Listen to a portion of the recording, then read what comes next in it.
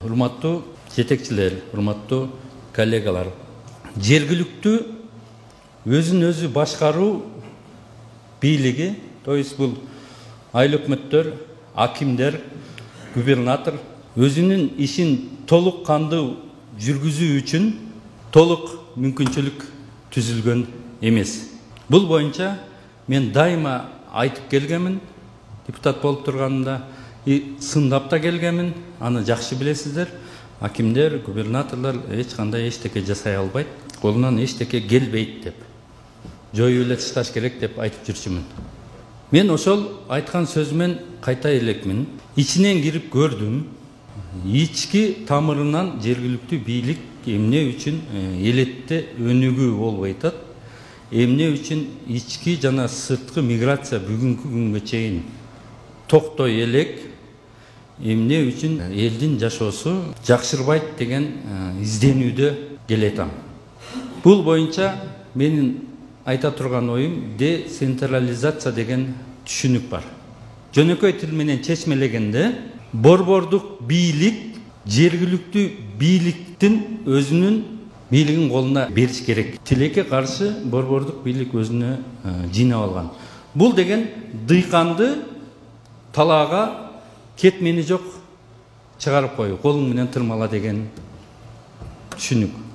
Себеби баарыңыздар билесиздер, айыл өкмөттөрдүн бийлиги жокко эсе жери, токою, суусуна ээ эмес. Жайытка ээ эмес, токойго ээ эмес, айыл чарба ал жерде өзүнүн кичинекей зданиясы менен, ошо эли менен бир өзүнүн аппаратындагы 10-15 сотрудниги менен, же болбосо 6-7 сотрудник ушулар менен гана чектелген. Акимдердики дагы ошондой. Мыйзамда акимдердин мүмкүнчүлүгү өтө жогору деп жазылган. Тилекке каршы иш жүзүндө андай эмес. Акимдердин территориясындагы борбордук бийликтин өкүлдөрү аким иштен алып, иштен коюп, өзү алардын кадрдык саясатын жүргүзүш керек. Андай эмес. Губернатордун иши бүт жалпы болуп аткан ишти координация кылуу. Болду. Жасаган иши ошол. Менин айтайын дегеним, күч органдары борбордук бийликке баш ийиш керек. Калганы кадрдык саясаты, каржы маселеси, ички чарба иштери баары айыл өкмөт, аким, жергиликтүү бийлик, губернаторлор өздөрү чечиш керек. То есть бийликти борбордук бийлик эл менен бөлүшүш керек. Өзүңөрдү өзүңөр баккыла деген маселени кабыргасынан коюп, ошону өлкө башчысы, өкмөт башчысы ушул тарапка көңүл буруш керек. Антпейин бул иштен биз алдыга жыла албашыбызды мен көзүм жетти. Ичинен көрдүм. Жергиликтүү бийликте калыптанган система менен ким жетекчи болуп келбесин, Уинстон Черчиллди алып келип койсо да алдыга жылбайт. Себеби система ошондой түзүлгөн. Жергиликтүү бийликке өзүнүн бийлигин бергенде бүт маселе чечилет. Чегара маселеси дагы жеңил чечилмек. Башка маселелер дагы жеңил чечилмек.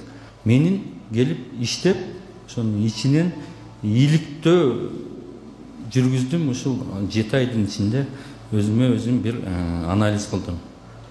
Ошондуктан менин коллегаларым, башка областтын губернаторлору да ушинтип кыйналып атышат.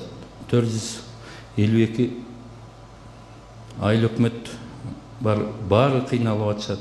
И акимдер дагы кыйналып атышат. То есть борбордук бийлик, ал деген борбордук бийлик дегенде министрликтер, башка ведомстволор, агентстволор баардыгы ушулардын бөлүшүп жергиликтүү бийликке өзүнө бериш керек. Ансыз иш алдыга жылбайт. Ошондуктан мен бүгүн сиздерге бир маанилүү чечимди айткым келип атат, урматтуу коллегалар. Мен өзүмдүн убактымды кетирбей, элибиздин убактысын кетирбей, мен бүгүн өз калоом менен арызымды жазып бердим. Bunun артында эч кандай бир чоң саясий оюндар жок. Бул жеке менин өзүмдүн чечимим болду. Бул дагы бир жергиликтүү бийликке, жогорку бийликтин көңүл буруусуна түрткү болсо экен деген гана ой болуп атат. Сиздер менен, бириңиздер менен дагы семменге келген жокпуз. Жакшы иштештик. Барыңыздар мени колдодуңуздар. Мен колуман келишинче сиздерди колдодум. Ошондуктан барыңыздарга рахмат.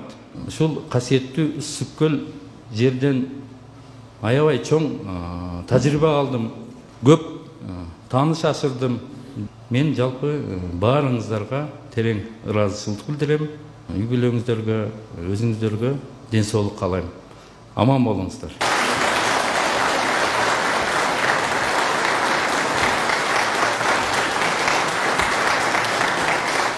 Rahmat.